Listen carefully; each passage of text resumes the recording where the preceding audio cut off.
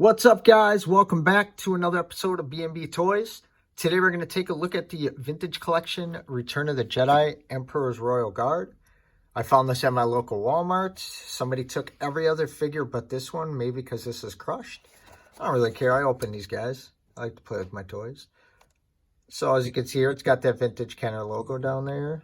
Figures in there. You can see this knife and staff behind him as well, his weapons, his gun. Oh, man. Yeah, it's going to be a lot of fun.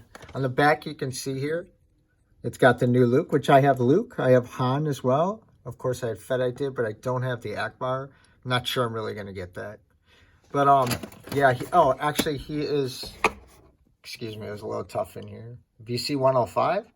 But without further delay, let's get this bad boy open. All right, guys, so I got him out now.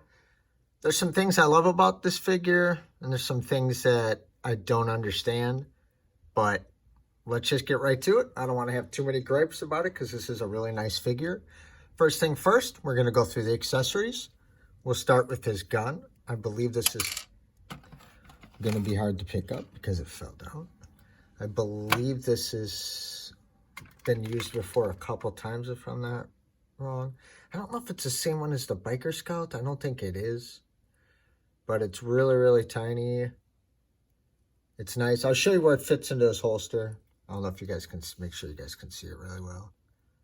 I mean, there's nothing special to it. It's nice. It's got a little bit extra sculpt on there, so that's a really nice touch. And then this, I think I would call this his baton. I would believe. It's nice. It's got that black for where his handle is, and it's got this little ball at the end. If you guys can see that without too much shine. Yeah, I mean, it's really nice to the point. I don't know if we've gotten this before in the VC line. Possibly. It comes with a little tip. It's a little bendy, very, very soft plastic all the way through. So naturally it came with a little bend, but, you know, I'll mess with it later with a little bit of warm water. Then we got here is this staff sword thing. It has swords on the end, I should say. Let me turn this brightness down so you guys can see this blade. I think they did a really good job on this. Got a little gold on there. That wrap on there looks really, really nice. A little bit of fur. Yeah, I think they did a really good job at this weapon. I like it. I almost kind of wish the blade was the other way, but it's going to be what it is because that's what they use.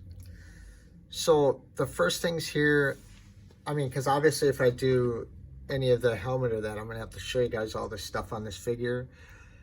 I don't kind of understand a couple things, but instead of looking it all up, this is how I do all my videos, is I just grab the figure and I get to it. I don't sit here and plan or prep or nothing.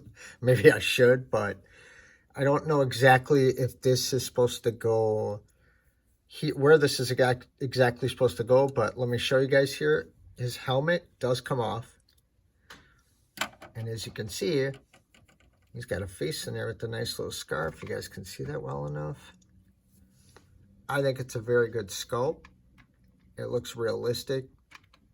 Guy doesn't look that happy. I mean, they missed some paint on the top, but I'm not worried about that all much. I don't know how much I can really zoom in here before the picture breaks up, guys, but yeah, that's him. He's got a little scar over his left eye, if you guys can see that correctly. I know it's a little shiny, but yeah, I think they did a really good job at that. It looks like they missed a little paint of the hair on the front, but this guy's going to mostly be in the helmet, so I'm not too concerned about that.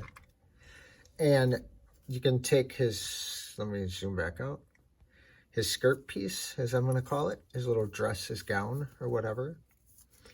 And that's just a hole in the top, and then just opens up like this.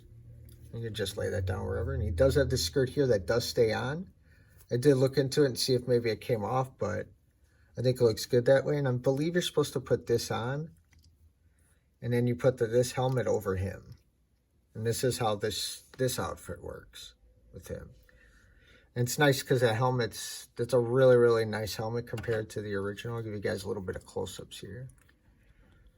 The same, looks like the same slit, a little tighter up, you know, almost looks like a smiley face. And you can see, if you get the right angle, you can see his eyes out of it. I'm just not doing that good at this.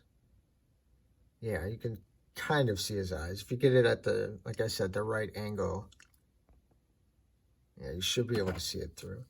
But yeah, this is what the helmets look like. It's got that insignia on top. Imperial one, of course. Sorry, I'm doing a really bad job of the zoom here, guys. I gotta figure that out one day. But yeah, this helmet is soft, really quick. It's really squishy, but the way it came, I think it fits on him perfect, and it doesn't look funny how some helmets can look funny when they're on them. But I think it fits perfectly. It fits really nice. It's different color, but it kind of matches the skirt, so it's kind of keeping up with that. And same thing with the other helmet, and same thing with the skirt that it originally came with. This is all the same color scheme. As you can see, it's just this shape like this, hollow on the inside, nothing. The only thing that's holding it together is it just fits on his head right. The only issue or gripe I have with this is it does fit really loose, as you can see. But, I mean, that's fine. It does hold the figure on, and you're not really going to... But I kept picking them up by the heads. I'm so used to doing that. I got to stop doing that. But this is just a nice little accessory to put on. I don't really see myself using this. I wish it was it fixed on here or something. If there's a little, like, post in the back or something to hold it down.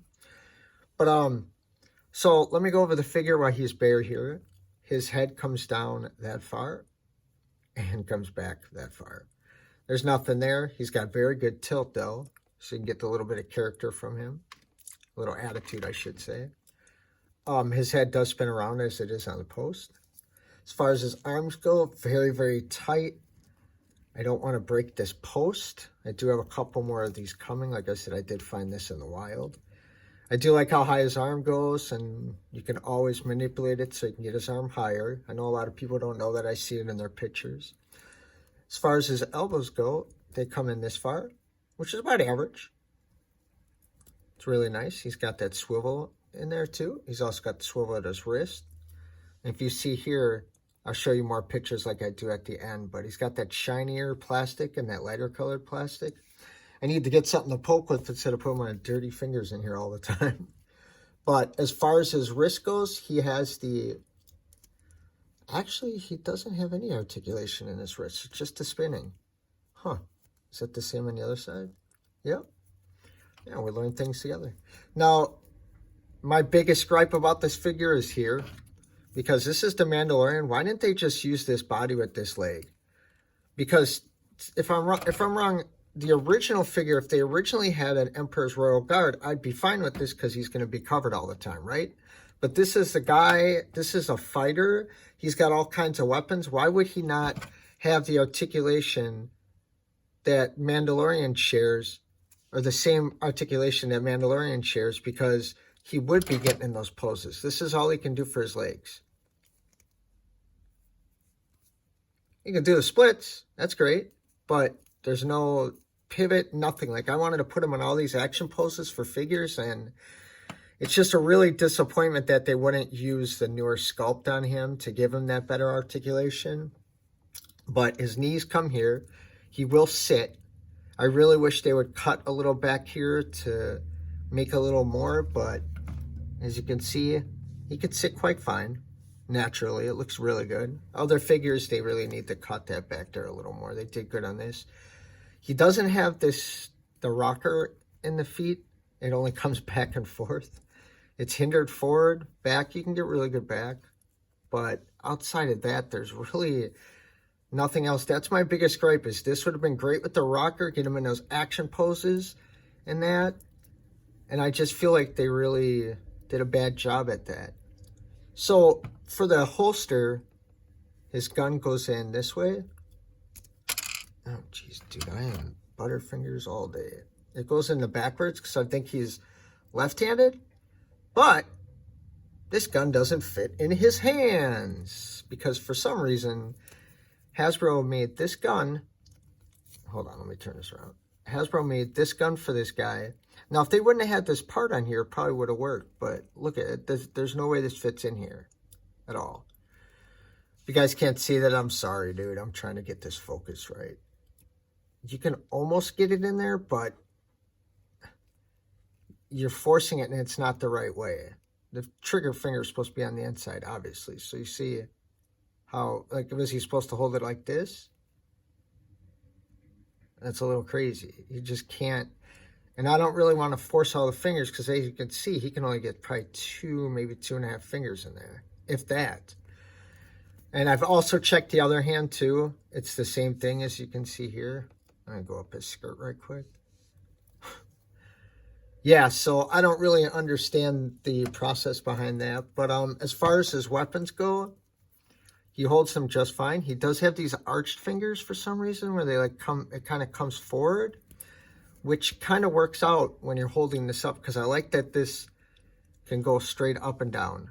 But I kind of wish that his hand was straight because I feel like that would be, I don't know, like a more proper way to hold something instead of being an arched, but it works. Especially if he's holding a big weapon, I think that works better because usually you would, as you would say, choke up on it a little more.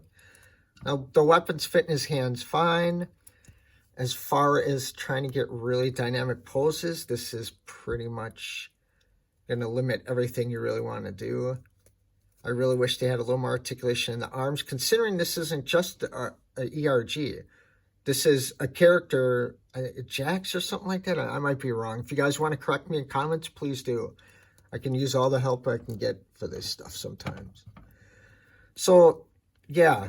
I mean, that upsets me, but putting him back together... Actually, let me give you guys a good look over him. I think you guys like that for the most part. I haven't really heard anything bad about that, but he would make a great martial arts figure, except for the fact of his lack of articulation in the hips. Like I said, again, I just want to show you that. Like, he would have benefited so much from this. It would have been such a better figure to have all the articulation, go wherever his leg wanted to go, and create really nice fight scenes. Yeah, and you see he's got the insignia on both his shoulders. That's his left. There's his right. And then again on his back. There's a bunch of splotches all over. I've got paint messes all over this figure, but it is what it is. So here's what the skirt up. Here's his butt. I know a lot of people customize out there, and I want to make sure everyone gets a good look. So, you know, because I know there's going to be a couple people that are like, oh, that'll make a good figure. This figure, that figure. Maybe for the G.I. Joe line, he does have the sash, which I think is really nice with the holster. I kind of feel like they shouldn't have added the gum, but maybe the character had it, so I don't really want to gripe on that too much. Maybe a little look at the face here. It's got really different coloring inside on his face. Oh, God, I'm doing horrible at this, guys. Sorry. As you can see, his facial hair is different than his head. His head's kind of like a reddish brown. His face is like a dark brown. So yeah, and again, putting them back together into the ERG, simply just put his head through. I like to take his hands out first. That kind of guides and holds it up. And then the head slips. Like I said, it doesn't just feel secure, but it's on enough so you know.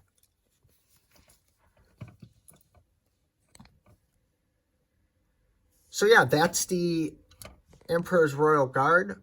Besides a couple of issues, I love this figure. He's going to look good on the shelf. I have quite a few others coming, so maybe I'll do some army thing. I had this little background. This came from, I think it was, 1997. This was like a magnetic thing. You get magnetic figures, but I like it for my backgrounds, as you can see. Yeah, it looks natural. Looks like you have the regular Star Wars background and stuff. I really like that a lot. I've held on to it all these years.